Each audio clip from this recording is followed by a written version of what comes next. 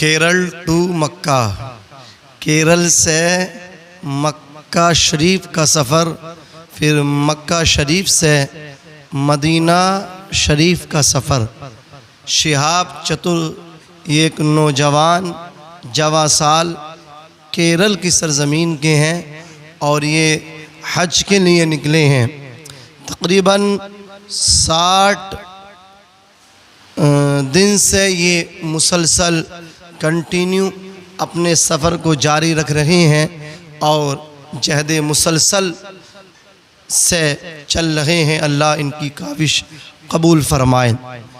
शिहाब चतुर साहब इस वक्त कहाँ हैं? नाज़रीन बार बार सवाल करते हैं, फ़ोन करके भी, फ़ोन के ज़रिए भी इस चीज़ को वो मालूम कर रहे हैं कि शिहाब चतुर इस वक्त हैं कहाँ। तो नाज़रीन, शिहाब चतुर जवा साल नौजवान ये इस वक्त गुजरात में हैं और गुजरात से तकरीबन 60-70 किलोमीटर आगे जा चुके हैं, निकल चुके हैं। गुजरात से इन्होंने 60 से 70, 80, 90 किलोमीटर तक का सफ़र तय कर लिया है और बड़ी आन बान शान के साथ इनका सफ़र जारी है। और ये जहाँ जाते हैं लोगों का जमा बड़ा इनके साथ हो जाता है।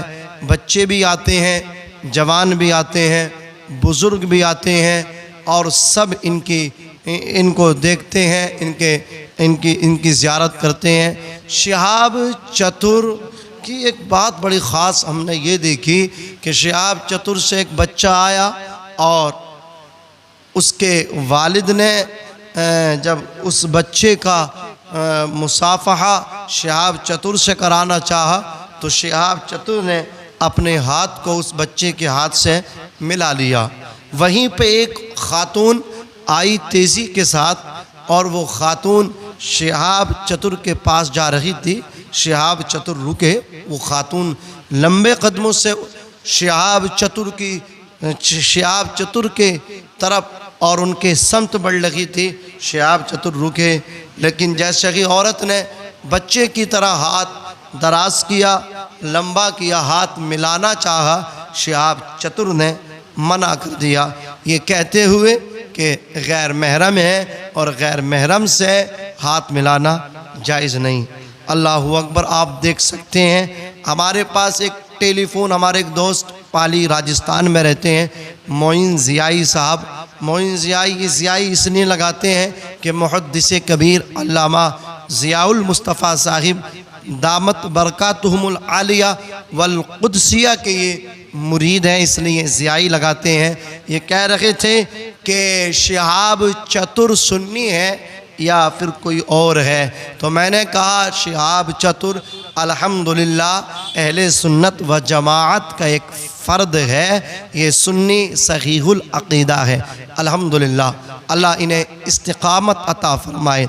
शिहाब चतुर गुजरात से 60-70 किलोमीटर का सफ़र तय कर चुके हैं और तकरीबन जो इनका 55-60 दिनों में जो इन्होंने सफ़र तय किया है नाज़रीन, वो किया है 1600 किलोमीटर से कमोबेश 2000 किलोमीटर इन्होंने सफ़र तय कर लिया है और अब ये राजस्थान में एंट्री के बहुत करीब है। राजस्थान में एंट्री लेंगे।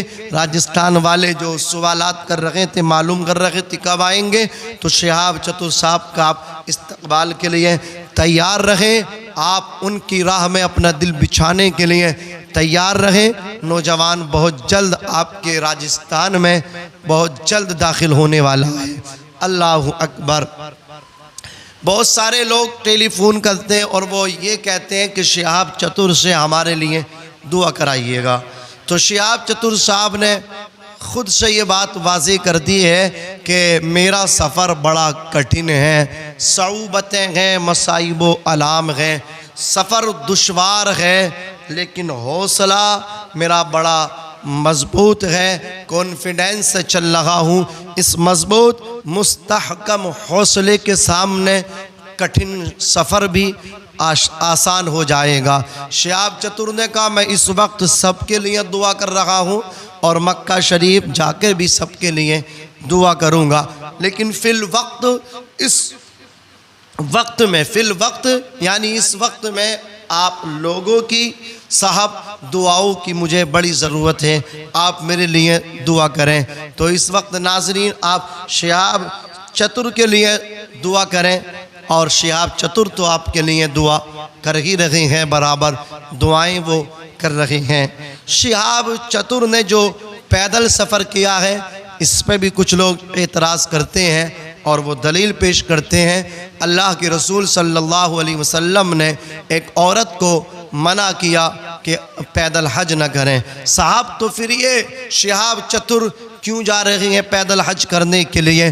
दरा हालांकि मुस्तफ़ा करीम रऊफ़ुर रहीम अलैहि तहिय्यतु व सना ने औरत को मना किया। तो मैं कहूँगा नाज़रीन, वो औरत है, सिनफ़ नाजुक है, रसूल पाक ने इसलिए मना कर दिया।